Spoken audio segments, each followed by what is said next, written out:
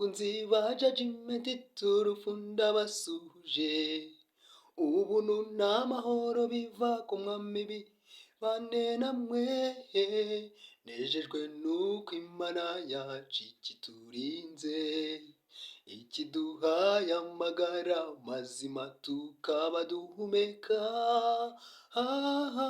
n'urukundo n'imbabazi byayo,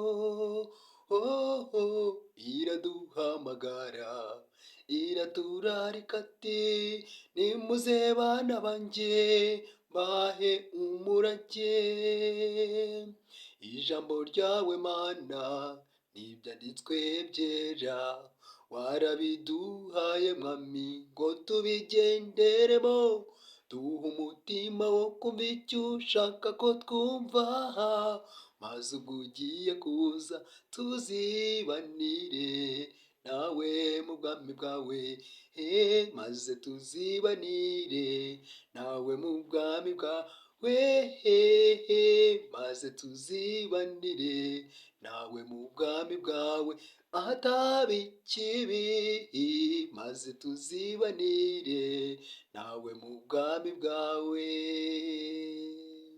Mukunzi wa Judgment Turufu Victory ndagusuhuje nk'uko nabitangiye mu ndirimbo nk'uha ikaze. Turi mu itangira igice cya 6 umurongo wa 4, abantu batangiye kugwira mu isi babyara abakobwa.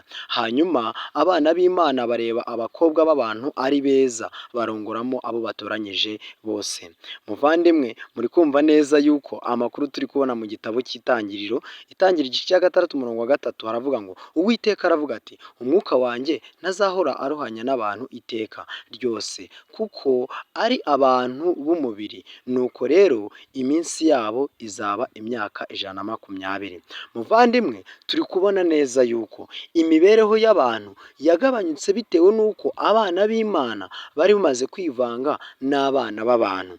Nk'uko abana b'abantu rero, iyo tugiye mu gitabo cy'Itangiriro igice cya 4 twabonye urubyaro rwa Kayini, abo nibo Bibiliya yitwa abana b'abantu, naho urubyaro rwa Adamu nibo Bibiliya yita abana b'Imana. Nibo rero bagiye kureba abana b'abantu, hanyuma batoranyamo ngo abakobwa abo batoranyije, maze barabyarana, ariko umusaruro wavuye ku kwangirika cyangwa ku gukora ibyaha byinshi, hanyuma bituma imyaka yabo igabanyuka. Nk'uko turi kubibona, Uwiteka avuga yuko umwuka utazakomeza kuruhanya n'abantu, ahubwo imyaka yabo izaba imyaka 120.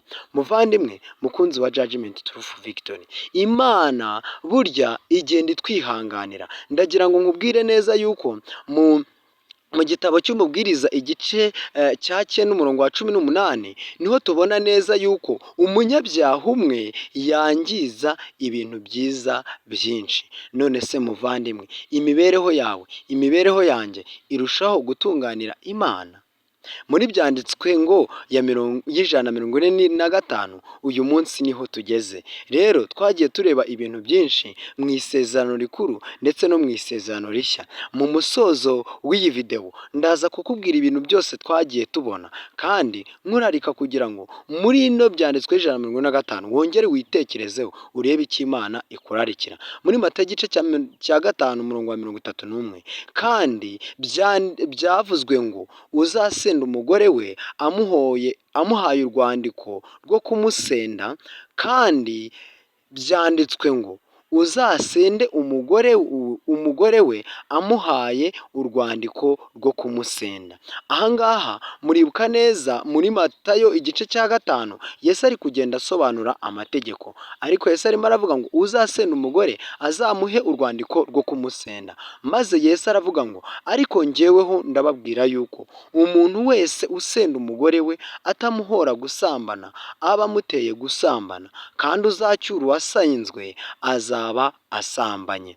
Muvandimwe, ahangaha biri kumvikana rwose. Muri Matayo igice cya 5 umurongo wa 32 Yesu yongeye gusobanura neza itegeko rye, avuga yuko umuntu wasenzwe adahowe gusambana aba atewe gusambana, kandi uzacyura uwo nguwo azaba asambanye. Ndi kumva rwose itegeko ry'Imana risobanutse. Rero muvandimwe, imibereho y'Imana iratangaje, ububasha bwayo burakomeye, ubuhanga bwayo nta ntawaburondora ndetse n'imirimo yayo ntawayishobora. Uyu munsi Imana yatwandikiye ibyanditswe byera kugira ngo njye nawe tubashe guhugurwa nabyo kandi turusheho kugendana nabyo rwose.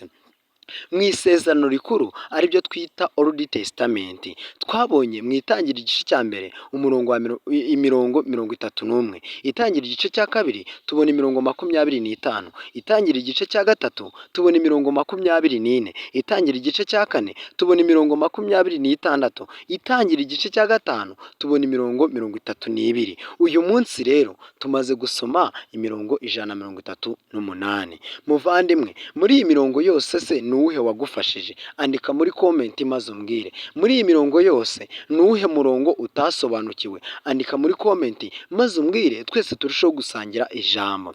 Hanyuma mu isezerano rishya aribyo twita New Testament mu rurimi rw'icyongereza, muri Matayo igice cya mbere twabonye imirongo 25, muri Matayo igice cya kabiri tubona imirongo 23, muri Matayo igice cya gatatu tubona imirongo 17, muri Matayo igice cya kane tubona imirongo 25. Hanyuma imirongo yose mu isezerano rishya tumaze gusoma ni imirongo 90, naho mu isezerano rikuru ni imirongo 138. Imirongo yose rero tuyiteranyije cyangwa duteranyije iyo mirongo yose tumaze gusoma imirongo 228. None se muvandimwe, ko twasomye byinshi, ko twumvise byinshi, muri iyi mirongo yose ni iki cyagufashije? Ni iki wungukiyemo? Ni iki ubasha kumenya muri iyi mirongo? Ndagusaba nkwinginga kugira ngo Uwiteka mukomeze kubana kandi Uwiteka akomeze kukuyobora kandi akubere byose mu majya n'amaza. None se muri iyi mirongo yose ni iki Imana ishobora kuba yaravuganye nawe? Rero muvandimwe, Imana iracyakomeza kutubwira ngo ntukifuze, ntugasambane, ntukice ndetse n'ayandi mategeko yayo yose iracyaturarika. Rero muvandimwe, ngera ku musozo nakurarikira kugira ngo ukore subscribe, share, like ndetse na comment kugira ngo ibiganiro dutegura bijye birushaho kutugeraho, kandi comment zawe ni ingenzi kubera ko ziduha ibyo tugomba gutekerezaho. Nyemerera mbere y'uko dusoza dusenga Imana. Data wa twese uri mu ijuru, turagushimye, turaguhimbaje, tugushimiye ko uhorana natwe kandi utwitaho. Imbabazi zawe n'ubuntu bwawe nibyo bihorana natwe. Watwandikiye ijambo ryawe kugira ngo ribe iryo kutweza ndetse no kutuboneza. Ndagusaba nkwinginga kugira ngo imibereho yacu yose irusheho kugengwa nawe. Abana bawe ukomeze kubabera byose, abana bawe ukomeze kubambika imbaraga, abana bawe ukomeze kubaha amahitamo meza, kandi twese turusheho kuyoborwa n'ijambo ryawe. Tubisabye twizeye kubiduhaye kandi ubiduhereye ubuntu, mu izina rya Yesu, amen.